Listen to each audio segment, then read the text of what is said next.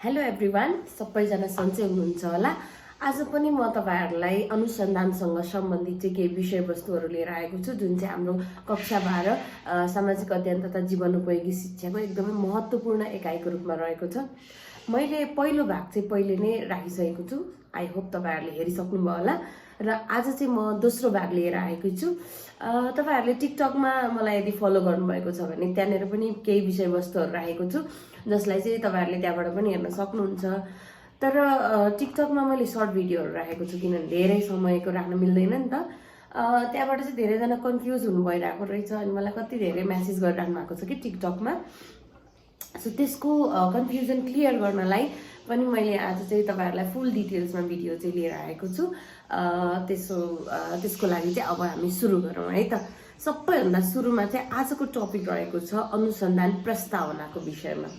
अब हाम्रो exam point of भ्यूबाट कुरा गर्दाखेरि अनुसन्धान प्रस्तावनाबाट चाहिँ धेरैचोटि प्रश्न आएको छ कि अनुसन्धान प्रस्तावनाबाट 5 मार्क्सको 8 मार्क्सको त्यस्तै गरी 1 मार्क्सको पनि धेरैचोटि प्रश्नहरू सोधिने भएको हुनाले यो एकदमै इम्पोर्टेन्ट युनिट अथवा युनिटको एकदमै इम्पोर्टेन्ट लेसन पनि हो है। सो एक्जाममा अनुसन्धान प्रस्तावनाको नमुना नै बनाउनुहोस् भनेर पनि आएको छ भने अनुसन्धान प्रस्तावनाका केही खण्डलाई लिएर पनि प्रश्नहरू चाहिँ सोधिने गरेको छ। त्यसैले चाहिँ अब यसलाई मजाले इन डिटेल्स चाहिँ हामी बुझ्छौँ है त। ल अब ढिला नगरी सुरु गरौँ। सबैभन्दा पहिला चाहिँ अनुसन्धानको शीर्षकको कुरा आउँछ, पहिलो पृष्ठभूमि। अब म तपाईहरुलाई ब्याकग्राउन्डमा भिडियो गरेर यसलाई चाहिँ म डिटेल्समा देखाउने छु, हजुरहरू चाहिँ बुझ्ने प्रयास गर्नु है त। केही कन्फ्युजन लाग्यो भने चाहिँ अझै पनि कमेन्ट गर्न सक्नुहुन्छ, मैले सकेसम्म चाहिँ रिप्लाई गर्ने प्रयास गर्नेछु है त। Thank you. सो सुरु गरौँ है त। सबैभन्दा सुरुमा चाहिँ यो अनुसन्धानको चाहिँ पहिला फाइनल लुक चाहिँ यस्तो हुनुपर्छ, हेर्नु होला है। किनभने मैले यहाँ लेख्दा लेख्दै रफली फेरि यहाँ केयरकार गर्न सक्छु होइन, त्यसैले चाहिँ अहिले नै मैले भन्दै सबैभन्दा सुरुमा चाहिँ अनुसन्धानको शीर्षक यानि कि टपिक अफ यर रिसर्च, यो चाहिँ सबैभन्दा पहिलो पृष्ठ हो। यसलाई चाहिँ पहिलो पृष्ठ मात्रै बनाउनुहोस् भनेर प्रश्न पनि आएको छ, त्यसैले यसलाई राम्रोसँग बुझ्नु पर्यो। सबैभन्दा फर्स्टमा शीर्षक चाहिँ सकभर तपाईँको अनुसन्धानको उद्देश्य के हुनेछ नि त्यसलाई चाहिँ झल्काउने किसिमको चाहिँ हुनुपर्दछ, अथवा प्रश्न नै दिएको हुन्छ कहिलेकाहीँ टपिक, अथवा कुनै भौगोलिक क्षेत्र भन्न सक्छ, कुनै धार्मिक क्षेत्र अथवा कुनै रीतिरिवाजको बारेमा भन्न सक्छ। त्यस्तो भयो भने चाहिँ आफूले चाहिँ टपिक दिनुपर्छ है। जस्तै भौगोलिक क्षेत्रको अध्ययन हुँदैन है, भौगोलिक क्षेत्रमा कुन क्षेत्र छ, कुन ठाउँ भनेर चाहिँ तपाईँहरूले स्पेसिफाई गर्नुपर्ने हुन्छ। त्यस्तै गरी अनि मैले तपाईँहरूलाई अगाडि नै भनेको थिएँ क ख ग विद्यालय भनेको छु नि, हामी सबैको विद्यालयको आफ्नो आफ्नो नाम हुन्छ, तर सकेसम्म प्राइभेसीको लागि चाहिँ एक्जाममा हामीले आफ्नै विद्यालयको नाम चाहिँ नलेख्नु भन्ने चाहिँ एउटा चलन भएको हुनाले तपाईँहरूले चाहिँ क ख विद्यालय अथवा अरू कुनै नाम दिन सक्नुहुन्छ, जुन चाहिँ तपाईँको नाम कुनैसँग नजुदोस् है। त्यसपछि आउँछ यो लाइनले चाहिँ के भनिरहेको छ, लेफ्ट र राइट अलाइनमेन्ट चाहिँ के छ त इक्वली छैन। यो त मैले रेड लगाएको चाहिँ तपाईँहरूलाई सिकाउनलाई मात्रै हो, टपिक लेख्नुपर्छ है मेन चाहिँ। अनि यो लेफ्ट साइड र राइट साइडको चाहिँ ठ्याक्क साइज मिलेर बिचमा मिडल अलाइनमेन्टमा चाहिँ परेको देखाउनु पर्ने हुन्छ है तपाईँहरूले। अनि त्यस्तै गरी स्पेस हेर्नु त, यहाँ 2 लाइन जति छोडेको छ, यहाँ 1 लाइन, यहाँ 1 लाइन र लास्टमा 2 लाइन छोडेर डेट लेखिएको छ होइन। अनि यसै गरी पेश गर्ने मायालु तामाङ भनेको छु होइन। अब नाम त हुन सक्यो यो मायालु तामाङ होइन, यस्तै नाम त हुन सक्यो। नाम पनि कस्तो भने एकदमै आफ्नै नाम चाहिँ लेख्दा त्यति नलेख्नु भन्ने चाहिँ मेरो रिकमेन्डेसन छ। अब हजुरहरूलाई इच्छा लाग्छ भने नामले त खासै फरक त पार्दैन, विद्यालयको नाम चाहिँ नलेख्नु होला, ठेगानाहरू चाहिँ नलेख्नु होला है। त्यसपछि यसरी चाहिँ मिति लेख्नु होला। मिति भन्नाले पुरै डेटहरू चाहिँ लेख्नु पर्दैन, यसरी चाहिँ तपाईँले साल अनि त्यस पछाडि र महिनाले मात्रै लेखिदिनु भए पुग्छ। यो रह्यो पहिलो पृष्ठको लुक। यसरी चाहिँ पहिलो पृष्ठ चाहिँ पुरा मजाले अध्ययन गर्नुभयो भने तपाईँहरूलाई चाहिँ एकदमै सहज हुने गर्दछ है त। अब त्यसपछि हामी अब नेक्स्ट स्टेपमा जान्छौँ है त। अनुसन्धानको प्रस्तावनाको पहिलो पृष्ठ यानि कि शीर्षकको बारेमा हामीले बुझिसकेपछि अब हामी बुझ्छौँ नेक्स्ट खण्ड के हुन्छ त भन्दाखेरि अनुसन्धानको पृष्ठभूमि अथवा अध्ययनको पृष्ठभूमि। यसमा चाहिँ शीर्षक अनुसारको चाहिँ उपयुक्त व्याख्या चाहिँ तपाईँले यसमा अनुसन्धान गर्नुपर्ने कारण के हो भन्ने कुराहरू खुलाएर चाहिँ एक अनुच्छेद जस्तो लेख्नुभयो भने पुग्छ। एकदमै लामो अनुच्छेद चाहिँ लेख्नु पर्दैन, ठिक्कको एउटा अनुच्छेद चाहिँ लेखिदिनु होला है। मेरो अलिकति ब्याकग्राउन्डमा साउन्डहरू आइरहेछ, हजुरहरूलाई डिस्टर्ब हुन सक्छ, सो यसको लागि चाहिँ माफी चाहन्छु होइन। सायद मेरो भोइसले पनि चिन्नी त राख्नु भयो होला है त। सो त्यस पछाडि अर्को स्टेप भनेको समस्याको कथन।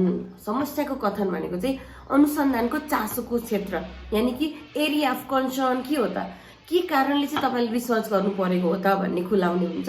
यसको लागि मैले यहाँ उदाहरण पनि राखेको छु, तपाईँलाई मैले यहाँ ब्याकग्राउन्डमा भिडियो पनि राखिदिनेछु पछि। उदाहरणमा चाहिँ डर लेखेको ठाउँमा चाहिँ तपाईँले ल्याङ्ग्वेज लेख्नुपर्छ है। जस्तै इन्ट्रोडक्सनको एक लाइन चाहिँ ल्याङ्ग्वेज लेखिदिनुहोस् होइन, एक लाइन चाहिँ लेखिदिनुहोस्। त्यस पछाडि के हो त समस्या, जस्तै सामाजिक सञ्जालको हो भने सामाजिक सञ्जालको कारणले मान्छेहरूको टाइम वेस्ट हुने, त्यसै गरी आफ्नो एकदमै युजफुल समय चाहिँ एकदमै के भन्छ व्यर्थ गइरहेको हुने, यस्तै कुनै एउटा प्रब्लम देखाउनुहोस् होइन। त्यसपछि त्यसैले यस विषयमा सूक्ष्म रूपमा अनुसन्धान गर्नुपर्ने देखिन्छ भनेर चाहिँ यसलाई एन्ड गरिदिनु होला। कहिलेकाहीँ 5 मार्क्समा समस्याको कथन नै लेख्नुहोस् भनेर आयो भने चाहिँ तपाईँले समस्यामा अलि धेरै बढाउनु पर्यो होइन भने चाहिँ नमुनाको लागि मात्रै चाहिँ एउटा मात्रै भनौँ न समस्या लेख्दा इनफ हुन्छ है। त्यसपछि आउँछ अनुसन्धानको उद्देश्य। यसमा चाहिँ अनुसन्धान गर्नुपर्ने ठ्याक्कै कारण के हो, अनि कम्तीमा पनि 3टा बुँदा अनि स्पष्ट विशिष्ट हुनुपर्छ। यसमा चाहिँ विगतमा एउटा प्रश्न आएको थियो कि अनुसन्धानको के भन्छ उद्देश्य चाहिँ निर्माण गर्नुहोस् भनेर एउटा टपिक दिएको थियो। अनि तपाईँहरू धेरैले चाहिँ अनुसन्धानको उद्देश्य चाहिँ त्यहाँ गएर यस्तो गरेर उस्तो गरेर भनेर पुरै कारणसहित एन्सर पनि लेखिदिनु भएको मैले देखेको छु। त्यो चाहिँ रङ हो है। अनुसन्धानको उद्देश्य भनेको चाहिँ तपाईँले चुज गरेको टपिकमा चाहिँ तपाईँले के विषयवस्तु हेर्ने, कुन क्षेत्र अथवा उपक्षेत्रहरूलाई चाहिँ समेट्ने र त्यसको के पक्ष हेर्ने भनेर चाहिँ ठ्याक्कै स्पष्ट कुराहरू चाहिँ सोधेको हो। त्यसैले चाहिँ पत्ता लगाउने भन्ने कुराहरू चाहिँ लेख्नुपर्ने हुन्छ। यसमा चाहिँ तपाईँले मैले यहाँ भिडियोमा पनि राखिदिएको हुनेछु, त्यसलाई पनि हेर्नु होला है त। यसलाई हेर्नु र कमामा राख्नु होला। यसलाई व्याख्यामै लेख्दाखेरि पनि हुन्छ हुन चाहिँ, तर बुदामा लेख्नुभयो भने चाहिँ तपाईँलाई अलिकति सहज हुन्छ अनि ठ्याक्कै क्लियर पोइन्टहरू पनि आउँछन् है। त्यसपछि आउँछ अनुसन्धानको प्रश्न। तपाईँले उद्देश्य जे बनाउनु भयो ठ्याक्कै त्यसैको प्रश्न राख्नु होला के होइन। जस्तै सामाजिक सञ्जालको प्रभावको बारेमा चाहिँ अध्ययन गर्ने तपाईँको टपिक छ भने सामाजिक सञ्जालको चाहिँ ज्ञान कस्तो रहेको छ त समाजमा भनेर पत्ता लगाउने भन्नुभयो भने सामाजिक सञ्जाल भन्नाले के बुझ्नुहुन्छ भन्ने चाहिँ प्रश्न हुन्छ कि यस्तो खालको चाहिँ तपाईँहरूले ठ्याक्कै अब्जेक्टिभसँग मिल्दो प्रश्न चाहिँ राख्नु होला। जतिवटा अब्जेक्टिभ हुन्छ त्यतिवटा क्वेसन है त्यो अनुसन्धानको प्रश्न। त्यसपछि अर्को आउँछ साहित्यको पुनरावलोकनको स्टेप। साहित्यको पुनरावलोकनमा चाहिँ तपाईँले सम्बन्धित होइन तपाईँले जुन टपिक चुज गर्नुभएको छ त्यो टपिकमा चाहिँ पहिला भइसकेको पूर्व कार्यमा चाहिँ के भएको छ भनेर समीक्षा गर्ने हो कि त्यसमा भएका कमी कमजोरीबाट अर्को गर्नुपर्ने हो कि अध्ययन, अथवा त्यसमा पत्ता लागेको कुरामध्ये थप कुरा पत्ता लगाउनु पर्ने हो कि के हो त खासमा एक्ज्याक्ट विषयवस्तु भन्ने कुरा चाहिँ यसमा खुलाउनु पर्ने हुन्छ।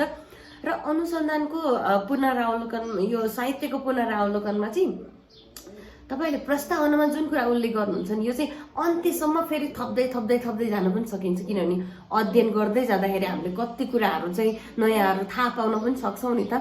सो यो चाहिँ सुरुवातदेखि अन्त्यसम्म निरन्तर गर्न सकिने चाहिँ प्रक्रियामा पर्दछ है। मैले यसको उदाहरण पनि राखेको छु, हेर्न सक्नुहुन्छ। र यसमा चाहिँ अनिवार्य रूपमा चाहिँ स्रोत खुलाउनु पर्ने हुन्छ। स्रोतमा चाहिँ अब यसरी मैले यहाँ लेखेको जस्तै गरी चाहिँ तपाईँले स्रोत खुलाउनु होला। अनि यहाँ मैले राखेका नोटहरू हुन्छ नि त्यसलाई चाहिँ स्क्रिनसट गर्दै अनि हेर्नुभयो भने चाहिँ तपाईँलाई सजिलो हुनेछ।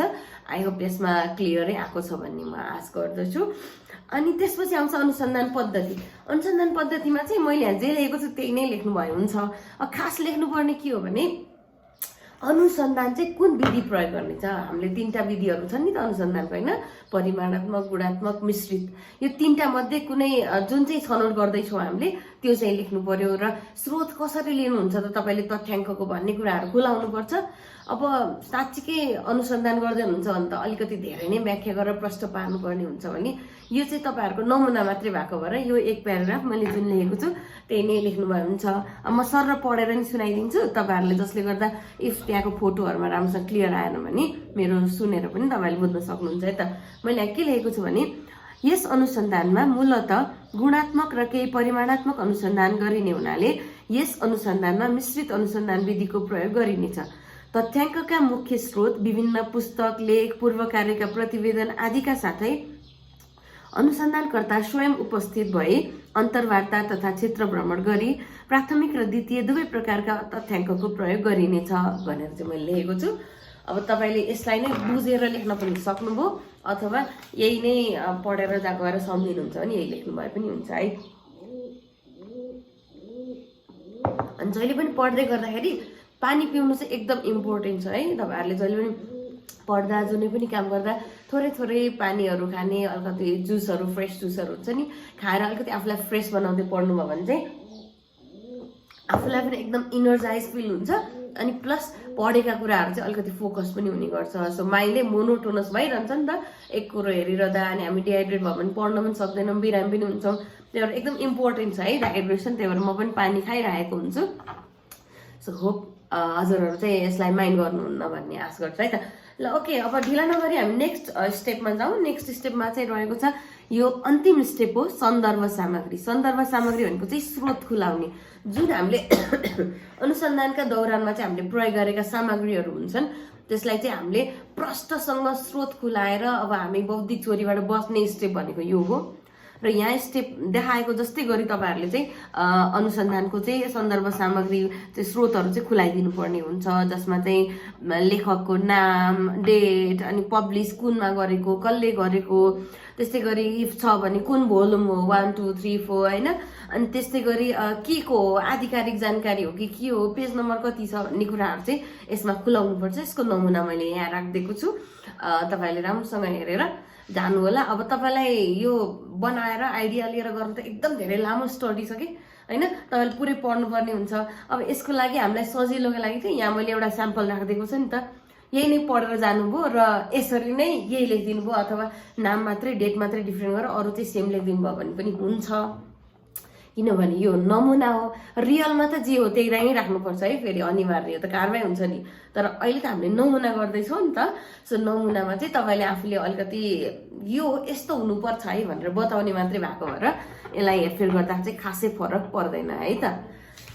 आई होप अनुसन्धान प्रस्तावनाका चरणहरू चाहिँ यही नै हुन्। अनुसन्धान प्रस्तावनाका विभिन्न खण्डहरूलाई समेटेर यसरी बनाउनु होला। अनि तपाईँले अर्को एकदम झुकिरहनु भएको कुरा चाहिँ मैले टिकटकको कमेन्टमा देखेको थिएँ, अनुसन्धानका चरण र अनुसन्धान प्रस्तावनाका चरणमा चाहिँ एकदम झुकिराख्नु भएको थियो कि अनुसन्धानका चरण भन्नुको चाहिँ अनुसन्धान गर्ने स्टेपहरू हुन्। यहाँ मैले भिडियोमा राखिदिएको छु, जुन चाहिँ मेरो अगाडिको भिडियोमा चाहिँ तपाईँले डिटेलमा हेर्न सक्नुहुन्छ होइन। अनि अनुसन्धानका चरण भनेको चाहिँ अनुसन्धान कसरी गर्ने त, कुन स्टेप पछि कुन गर्ने हो भने अनुसन्धान गर्नका लागि चाहिँ एउटा हामीले फर्मेट बनाउँछौँ, एउटा दस्तावेज तयार गर्छौँ नि, फाइल हो। अब हाम्रो अनुसन्धान कस्तो हुने बेलामा छ कि भनेर डिटेल्स चाहिँ अनुसन्धान प्रस्तावना हो, प्लानिङ भनौँ न। तर अनुसन्धानको चरण भनेको चाहिँ अनुसन्धानकर्ता अब त्यो प्लान गरिसक्यो, अब त्यसलाई चाहिँ इम्प्लिमेन्ट गर्दा रिसर्च कसरी गर्ने भन्ने कुरा चाहिँ है अलिकति डिफ्रेन्ट छ। तपाईँहरू चाहिँ नझुकिनु होला है। यसपछि आजको अर्को एकदमै इम्पोर्टेन्ट टपिक भनेको चाहिँ तथ्याङ्कको विषयमा रहेको छ। यो चाहिँ म नेक्स्ट भिडियोमा राख्ने छु, पार्ट 3 पनि हेर्नु होला। 2 सम्म भ्याउँछु भनेको एकदम लङ भिडियो हो, हेर्न नै गाह्रो हुन्छ जस्तो लाग्यो। त्यही भएर मैले अब तथ्याङ्कको बारेमा चाहिँ पार्ट 2 हेर्नु होला है त। Okay guys, see you on next video. एकदमै धेरै पढ्नु होला, keep learning. Thank you so much, see you.